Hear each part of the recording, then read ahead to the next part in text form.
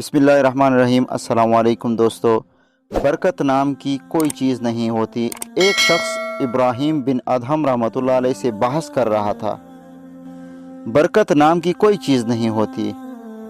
اس نے کہا برکت نام کی کوئی چیز نہیں ہوتی۔ ابراھیم بن ادھم رحمۃ اللہ علیہ نے کہا تم نے کتے اور بکریاں دیکھی ہے؟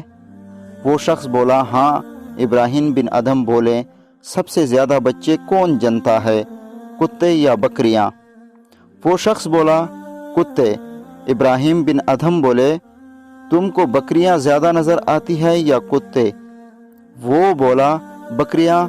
ابراھیم بن ادھم بولے جب کہ بکریاں ذبح ہوتی ہے مگر پھر بھی کم نہیں ہوتی تو کیا برکت نہیں ہے؟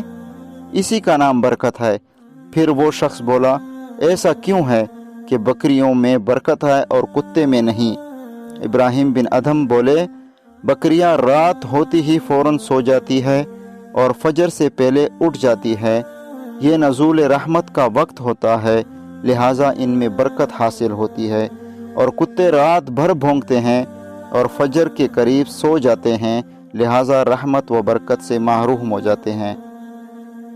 پس غور و فکر کا مقام ہے۔ آج ہمارا بھی یہی حال ہے۔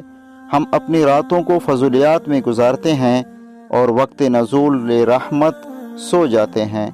اسی وجہ سے آج نہ ہی ہمارے مال میں اور نہ ہی ہماری اولاد میں اور نہ ہی کسی دوسری چیز میں برکت رہی ہے۔ دوستو ویڈیو پسند آنے کی صورت میں لائک اور شیئر ضرور کیجیے۔